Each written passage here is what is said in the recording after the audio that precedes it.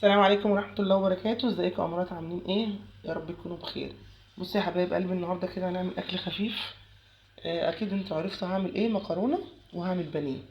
ماشي يا حبايبي، كده دي القوطة اللي انا مفرزاها معاكم. طلعت كيسين كده، حطيتها كده على النار عشان ايه، هخليها تتسبك. ماشي، سايباها كده بقى تفك كده، هغطيها عشان تفك. وهنا حاطه ميه على البوتاجاز عشان اسلق فيها المكرونه. ده شربات يا حبايبي عشان نعمل قطايف. ده حطيت كوبايتين سكر على كوبايه ميه، بس هو لسه خفيف، هديله غلوتين كمان واطفي عليه عشان يبقى خفيف شويه، ميبقاش تقيل قوي. ماشي، وهنحشي بقى القطايف يا حبايبي وارجع لكم تاني. بصوا كده يا امارات، بقى كده هنعمل معاكم شوربه خضار. عشان دي شوربه الخضار دي لامي، انا طبعا زي ما قلت لكم هعمل مكرونه وبانيه لينا. فدي عشان امي حبيبتي، ربنا يشفيها يا رب. ادعوا لي يا جماعه بالله عليكم ان ربنا يشفيها يا رب ويعفى عنها، عشان هي تعبانه. قالت لي انا عايزه اشرب شوربه خضار. ماشي، فسبت لها كده 3 قطع بانيه وقطعتهم مكعبات عشان احطهم لها على الشوربه، عشان يديها طعم حلو كده، تبقى الشوربه قيمه كده وليها قيمه. ونعملها بطريقه جديده. ودي كوسه وبطاطس وجزر، اقشرهم بقى واقطعهم وارجع بقى اقول نعمل شوربه الخضار ازاي. الصلصه هي خلاص، كلها حاجات بسيطه. والمكرونه هي بنسلقها، انا عامله مكرونه لسه صغيره. وهنا بقى عشان اعمل شوربه الخضار لامي، حطيت كده حته زبده بلدي كده. ماشي، وخرجت فيها بصلايه مكعبات كبيره. ودي كده كام كده البانيه اللي قلت لكم عليها، قطعتها كده مكعبات. انزل بيها كده، بسم الله، صفي بس من الميه عشان اعمل لها بقى الشوربه الجميله دي المغذيه. طبعا انا خرجت الكوسه والجزر، خرجتهم، والبطاطس برضو. بص هديها تشويحه كده دقيقه بس كده على النار، الفراخ تمسك شويه. ماشي يا امارات، واجيب شوربه الخضار وارجع معاكم تاني. بصوا كده يا امارات، بعد ما ادينا كده قطع الفراخ دي تشويحه مع البصل زي ما وريتكم في الاول مع الزبده او السمنه، نزلت كده بالخضار.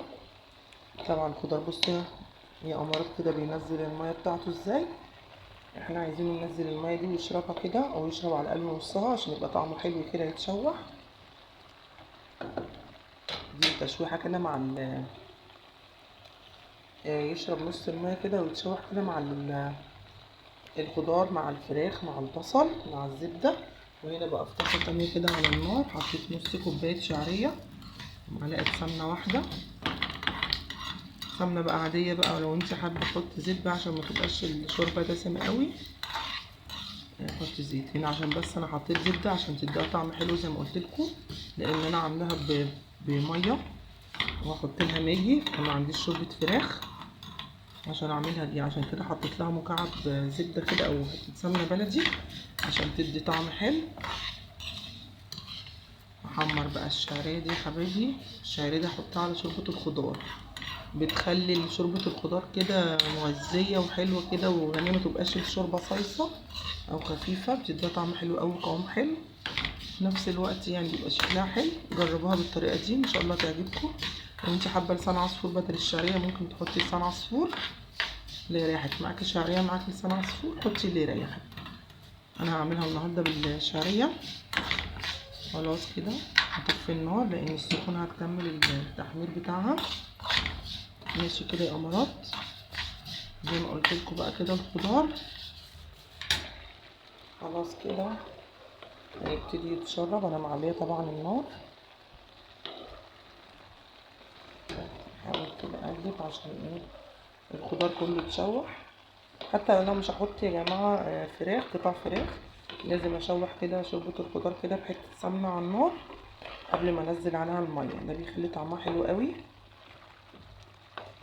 يعتبر بنسويها نص سوا كده بالطريقه دي، اللي احنا نشوحها كده بمعلقه سمنه او زبده على النار كده قبل ما ننزل عليها السوائل اذا كانت شوربه بقى او ميه، وتاكلي بقى احلى شوربه خضار.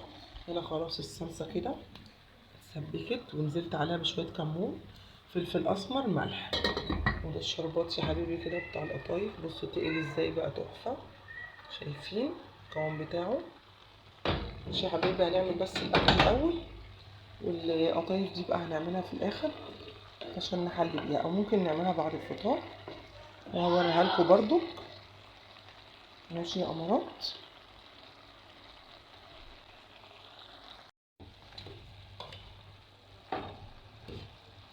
شايفين؟ تحس كده ان هي استوت كده نص سوا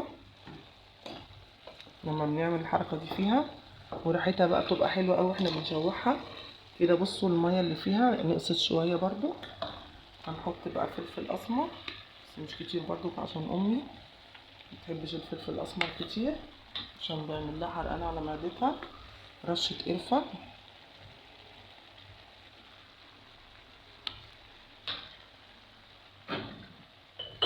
نحط رشه بهارات بسيطه، ربع المعلقه، ونديها تقليبه برضو، وبعد كده ننزل الميه عليها.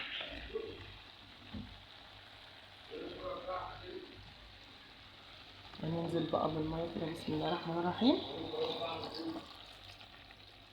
ونسيبها بقى يا امارات كده تستوي، نرجع معاكم تاني. بصوا كده يا امارات، خلاص بعد ما نزلنا كده الميه على شوربه الخضار، اديناها كده غلوتين يا دوبك كده. هننزل بقى بالشعريه في الوقت ده بسم الله عشان تستوي معاها.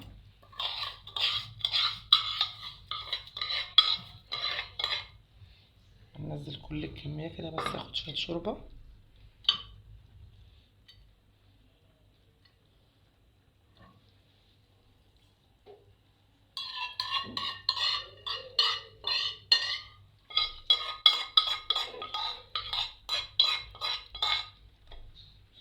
خلاص كده هنديها تقليبه بقى عشان الشعريه تستوي معاها.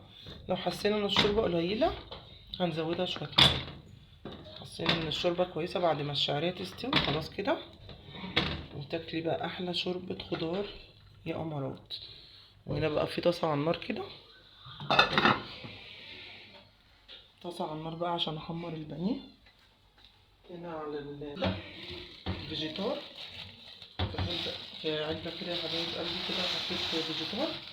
انا بحب احط دقيق على الفيجيتار عشان الفيجيتار ده بيبقى مملح قوي. ده فيجيتار سايب بجيبه من عند العطار، بيبقى مملح قوي فبكسره كده شويه بالدقيق، والدقيق ده بيعمل طبقه حلوه قوي على البانيه،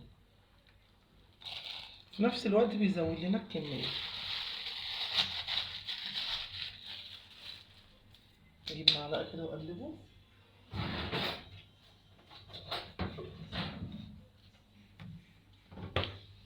اقلب كده. انا بحب احط في علبه بس عشان لو فضل فيجيتار ولا حاجه وفضل بانيه اغطي كده بالغطا.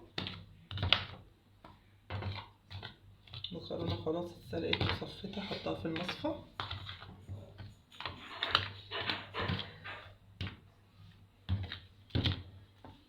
خلاص كده قلبنا اهو.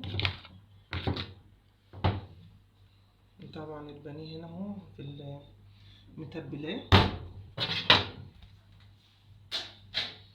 بصوا كده يا امارات، ده البانيه بتاعنا.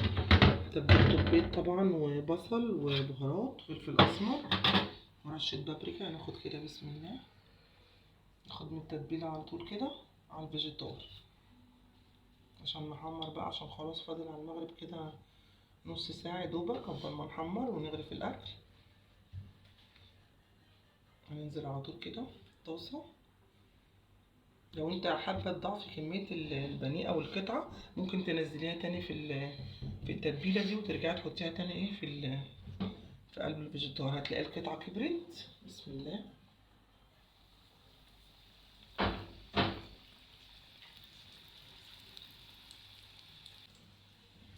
ناخد قطعه كمان كده واعمل بقى الباقي مع نفسي، وبعد كده اغرف الاكل واوريهولكوا يا امارات. ما تنسونيش يا امارات باللايك والاشتراك في القناه وتفعيل الجرس.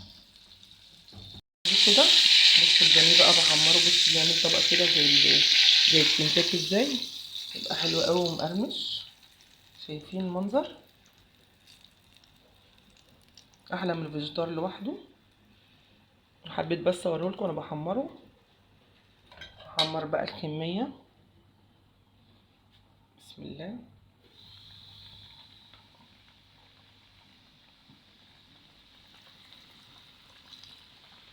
واوريكم الاكل في الاخر.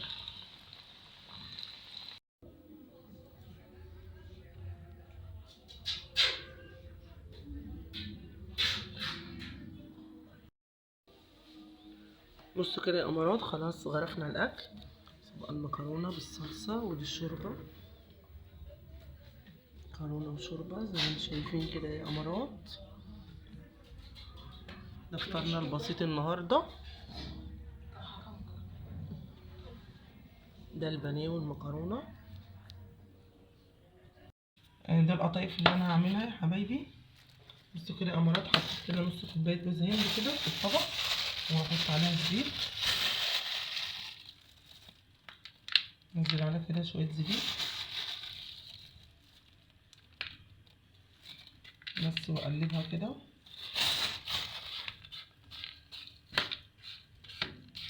ده الحشو بس. انت عندك بقى السوداني عايزه تحطي، بس انا ما بحبش السوداني في القطايف عشان بيطرى. انا المكسرات ما بحبش اكلها وهي طريه، بحب اكلها وهي مقرمشه كده، متبقاش طريه. في بيحطوا برضو سكر كده. ماشي يا حبايبي كده، هنقول بسم الله. احشي كده 2 معاك، وبعد كده ابني هيكمل عشان يعني يساعدني، يعني هما بيحبوا يعملوا الحاجات دي. هما يمسكوا هما الاتنين بقى كده. يوسف وعبد الرحمن، بسم الله. شايفين قطايف طازة. بسم الله الرحمن الرحيم. بصوا كده، هناخد شوية جوز هند وزبيب ونبتدي نقفل. بسم الله الرحمن الرحيم. عارفين سهلة جدا. ممكن تحشي القطايف دي جبنة، ممكن تحشيها لحمة مفرومة، ممكن تحطي فيها الحشوة لو انت عايزاها حادق او مسكرة. يعني حلو حادق، ممكن تحشي اي حشو. بيحشوها كمان بلح. جربتها قبل كده انا بالبلح العجوة، بس كانت مسكرة قوي بصراحة. يعني هي ممكن تتحط فيها بلح عجوة، بس ما تحطش عليها شربات. بصوا كده، قفلتها من واحدة تاني معاكم. حلاوة القطايف دي ان هي طازة. بصوا، نقفلها، نحاول نقفلها كويس قوي. نقفلها كده يا امارات كويس قوي عشان الحشوة ما تطلعش مننا واحنا بنحمر. لو حتة كده نحاول نقفلها كده كويس عشان الحشوة دي كلها ما تقعش جوه الزيت. اهو كده ماشي كده. عملت 2. ولادي بقى هياخدوا الطبق كده يقوموا بيه كده عشان يساعدوني، عشان انا برضو هعمل حاجات تانية. ماشي يا حبايبي، هوريكم كده الاكل واحدة واحدة كده مع نفسنا، واوريكم القطايف طبعا واحنا بنحمرها واحنا بنسقيها في الشربات. بصوا كده يا امارات، خلاص بعد ما فطرنا بقى الحمد لله. خلاص كده، انا كنت بس مغلفة القطايف بعد ما حشيتها. كنت مغلفاها كده بالورق الاسترتش عشان بس ما تنشفش. هنا حطيت الطاسة على النار وفيها زيت، هحمر بقى كده. الزيت سخن خلاص، بسم الله. هنزل كده القطايف على طول.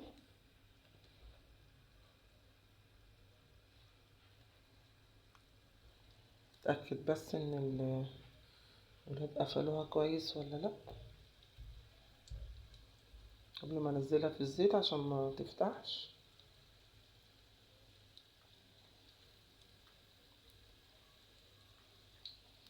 وحضرت طبعا الشربات اهو.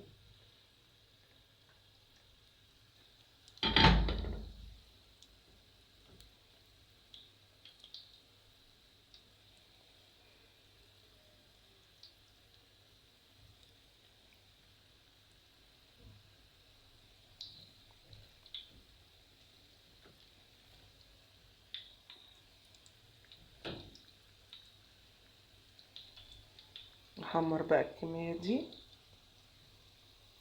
متاخدش دقيقة على النار على طول. احمر بقى الكمية دي يا حبايبي واطلعها واوريها لكم.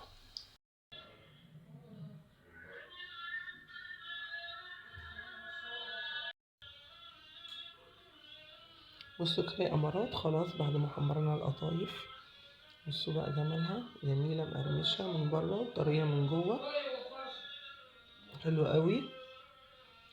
الف هنا وشفا يا حبايبي. كده يبقى الفيديو بتاعنا خلص. ما تنسونيش يا حبايب قلبي باللايك والاشتراك في القناة وتفعيل الجرس. مع السلامة.